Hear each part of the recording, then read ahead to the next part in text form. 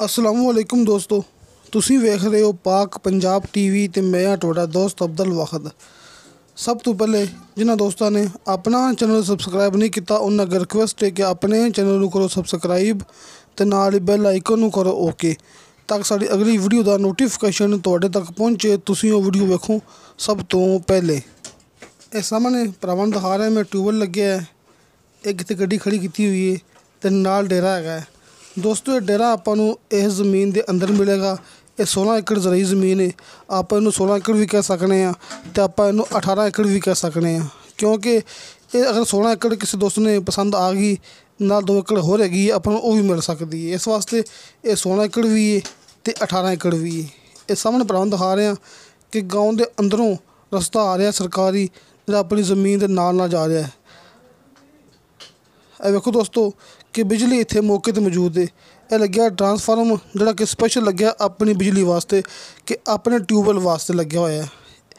इत्थे बिजली भी आपां नूं मिलदी पई इस डेरे दे विच ते ट्यूबवेल वास्ते पानी भी। इस ज़मीन नूं माशाअल्लाह साल दा निरी पानी है ते ट्यूबवेल दा पानी बिल्कुल छड़ते मिठा है, क्योंकि ये भरावां नूं पता है कि अपना इलाका तहसील आरफवाला जिला पाकपतन इत्थे आरफवाल दे इलाके च सारी ज़मीनां दे पानी मिठे ही हुंदे ने।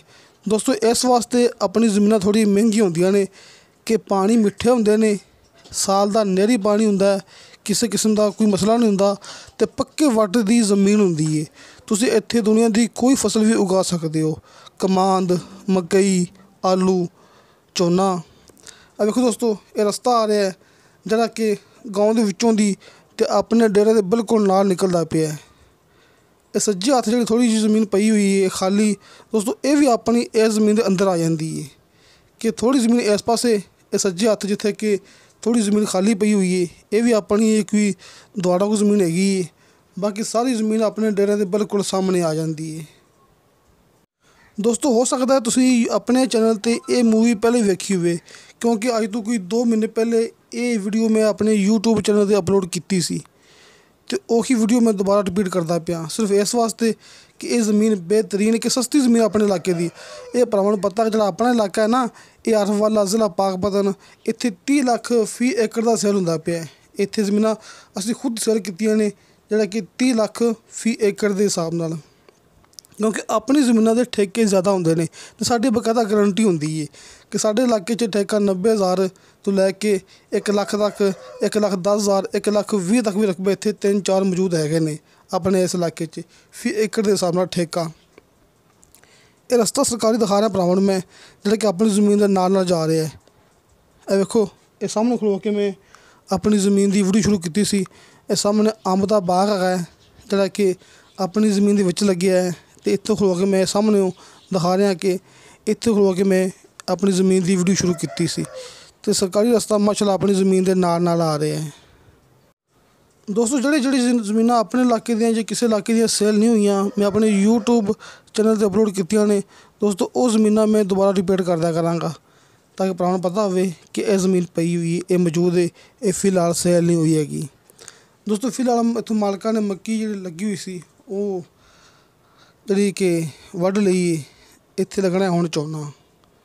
दोस्तों झोना इत्थे लगना है हुण ते पहले इत्थे मक्की लगी हुई सी। इत्थे आपां दोस्तों पहले इत्थे आलू कि इत्थे आपां आलू भी ला सकने आ, आलू मकई झोना इत्थे दुनिया की हर फसल हुंदी, कमांद आलू मकई झोना हर फसल इत्थे हुंदी। दोस्तों ये सामने भरावां दिखा रहे हैं आपां ये मुर्गी फार्म जिहड़ा कि मुर्गी फार्म हैगा है, ये ज़मीन के अंदर हैगा है कि ये 2 एकड़ दोस्तों 2 एकड़ ये मुर्गी फार्म 2 एकड़ का है कि आपां चाहिए तो ले सकीए, आपां चाहिए तो ना लईए, क्योंकि वो 2 एकड़ अलहदा है इत्थे मुर्गी फार्म लगे हुआ है तो अपनी 16 एकड़ ज़मीन अलहदा है। आपां 16 एकड़ ज़मीन ले सकने हैं। अगर 16 एकड़ किसी दोस्त ने ज़मीन ले ली तो उन्होंने 2 एकड़ भी मिल सकता है, क्योंकि उस मालक ने गल की है कि अगर भाई अपनी 16 एकड़ ज़मीन सेल कर देगा तो फिर अपनी मैं 2 एकड़ ज़मीन भी सेल कर देंगा। दोस्तों अपनी ज़मीन की लोकेशन हैगी है तहसील आरफवाला शहर के नाल तकरीबन कोई 8-10 किलोमीटर बूरे रोड पर। दोस्तों ये बूरे रोड पर ज़मीन पैंदी है अपनी। बूरे रोड तो आप खड़े तकरीबन कोई 1 किलोमीटर या एंड 1.5 किलोमीटर सफ़र है बूरे रोड तो कि इलाका आरफवाल दा है, लेकिन बूरे रोड पर ज़मीन है कि जो दोस्त बूरे की राशि ने वह भी ज़मीन ले सकते हैं, क्योंकि तकरीबन कोई 25-30 किलोमीटर तो ਬੂਰਾ ਸ਼ਹਿਰ ਰਹਿ ਜਾਂਦਾ ਹੈ ਤੇ 8-10 ਕਿਲੋਮੀਟਰ ਇੱਥੋਂ ਆਰਫ ਵਾਲਾ ਸ਼ਹਿਰ ਰਹਿ ਜਾਂਦਾ ਹੈ। ਦੋਸਤੋ ਇਸ ਜ਼ਮੀਨ ਦਾ ਠੇਕਾ ਤੁਹਾਨੂੰ ਮਿਲੇਗਾ ਕਮ ਸੇ ਕਮ 80,000 ਰੁਪਇਆ। ਇੱਥੇ ਠੇਕਾ ਦੋਸਤੋ ਆਮ ਚੱਲਦਾ ਪਿਆ 90,000 ਤੋਂ ਲੈ ਕੇ 1,10,000 ਤੱਕ ਚੱਲਦਾ ਪਿਆ। 1,20,000 ਦੇ ਵੀ ਠੇਕੇ ਹੈਗੇ ਨੇ ਆਪਣੇ ਇਸ ਇਲਾਕੇ 'ਚ, ਲੇਕਿਨ ਤੁਹਾਨੂੰ ਇਹਦਾ ਠੇਕਾ ਮਿਲੇਗਾ 80,000 ਰੁਪਇਆ। ਅਗਰ ਤੁਸੀਂ ਇਹ ਜ਼ਮੀਨ ਖਰੀਦ ਕੇ ਕਿਸੇ ਨੂੰ ਠੇਕੇ 'ਤੇ ਦਿਓਗੇ ਤਾਂ ਆਪਣੀ ਗਰੰਟੀ ਹੋਵੇਗੀ ਤੁਹਾਨੂੰ ਇਹਦਾ 80,000 ਰੁਪਇਆ ਠੇਕਾ ਮਿਲੇਗਾ ਫੀ ਏਕੜ ਦੇ ਹਿਸਾਬ ਨਾਲ। ਅਤੇ ਡੇਰਾ ਇਸ ਜ਼ਮੀਨ ਦੇ ਅੰਦਰ ਮੌਜੂਦ ਹੈ, ਕਿਉਂਕਿ ਦੋਸਤੋ ਇਸ ਜ਼ਮੀਨ ਦੀ ਕੀਮਤ ਹੈਗੀ ਹੈ 26 ਲੱਖ ਰੁਪਇਆ। 26 ਲੱਖ ਰੁਪਇਆ ਪਰ ਏਕੜ ਦੇ ਹਿਸਾਬ ਨਾਲ। ਇੱਥੇ ਜ਼ਮੀਨਾਂ ਹੈਗੀਆਂ ਨੇ ਆਪਣੇ ਕੋਲ 30 ਲੱਖ ਦੀਆਂ 32 ਲੱਖ ਦੀਆਂ ਪਰ ਏਕੜ ਦੇ ਹਿਸਾਬ ਨਾਲ, ਜਿਹਨਾਂ ਦਾ ਠੇਕਾ 90,000 ਤੋਂ ਸ਼ੁਰੂ ਹੋ ਰਿਹਾ ਹੈ। ਦੋਸਤੋ ਇਹਦਾ ਠੇਕਾ ਥੋੜ੍ਹਾ ਜਿਹਾ ਘੱਟ ਹੈ, ਇਹਦੀ ਥੋੜ੍ਹੀ ਜਿਹੀ ਕੀਮਤ ਵੀ ਘੱਟ ਹੈ। ਇਹਦੀ ਕੀਮਤ ਹੈਗੀ 26 ਲੱਖ ਪਰ ਏਕੜ ਦੇ ਹਿਸਾਬ ਨਾਲ। ਅਤੇ ਜਿਹੜੀ ਜ਼ਮੀਨ ਹੈਗੀ ਨੇ ਆਪਣੇ ਕੋਲ 90,000 ਲੱਖ ਠੇਕੇ ਵਾਲੀਆਂ, ਦੋਸਤੋ ਉਹਨਾਂ ਦੀ ਕੀਮਤ ਹੈਗੀ ਹੈ 30 ਤੋਂ 32,000 ਰੁਪਇਆ। ਦੋਸਤੋ ਇਹ ਜ਼ਮੀਨ ਦੀ ਡਿਮਾਂਡ ਹੈਗੀ ਫੀ ਏਕੜ ਦੇ ਹਿਸਾਬ ਨਾਲ 26 ਲੱਖ ਰੁਪਇਆ, ਵਿੱਚੋਂ ਥੋੜ੍ਹੀ ਬਹੁਤੀ ਪਿਆਰ ਮੁਹੱਬਤ ਕਮੀ ਪੇਸ਼ੀ ਹੋ ਜਾਏਗੀ। ਦੋਸਤੋ ਗਾਓਂ ਦੇ ਬਿਲਕੁਲ ਨਾਲ ਇਹ ਸਾਹਮਣੇ ਗਾਓਂ ਹੈਗਾ, ਨਾਲ ਆਪਣਾ ਡੇਰਾ ਹੈਗਾ ਅਤੇ ਮੌਕੇ ਤੱਕ ਲਿੰਕ ਰੋਡ ਆ ਰਿਹਾ ਹੈ। ਸਿਰਫ ਜ਼ਮੀਨ ਤੱਕ ਆਪਣੇ ਰਸਤਾ ਕੱਚਾ, ਲੇਕਿਨ ਮੌਕੇ ਤੱਕ ਰੋਡ ਤੋਂ ਲੈ ਕੇ ਆਪਣੇ ਇਸ ਰਕਬੇ ਤੱਕ ਲਿੰਕ ਰੋਡ ਆ ਰਿਹਾ ਹੈ। ਦੋਸਤੋ ਤੁਸੀਂ ਇਹ ਗੱਲ ਯਾਦ ਰੱਖਣੀ ਹੈ ਕਿ ਰੋਡ ਲੱਗਦਾ ਹੈ ਅਤੇ ਬੂਰੇ ਰੋਡ ਤੋਂ ਲੈ ਕੇ ਤਕਰੀਬਨ ਕੋਈ 1.5 ਕਿਲੋਮੀਟਰ ਇਹ ਗਾਓਂ ਹੈਗਾ। ਇਹ ਗਾਓਂ ਦੇ ਅੰਦਰ ਤੱਕ, ਗਾਓਂ ਦੇ ਬਾਹਰ ਤੱਕ ਲਿੰਕ ਰੋਡ ਆ ਰਿਹਾ ਹੈ ਅਤੇ ਅੱਗੇ ਆਪਣੇ ਡੇਰੇ 'ਤੇ ਆ ਕੇ ਆਪਣੀ ਜ਼ਮੀਨ ਤੱਕ ਰਸਤਾ ਕੱਚਾ ਹੋ ਜਾਂਦਾ ਹੈ, ਲੇਕਿਨ ਲਿੰਕ ਰੋਡ ਮੌਕੇ ਤੱਕ ਆ ਰਿਹਾ ਹੈ।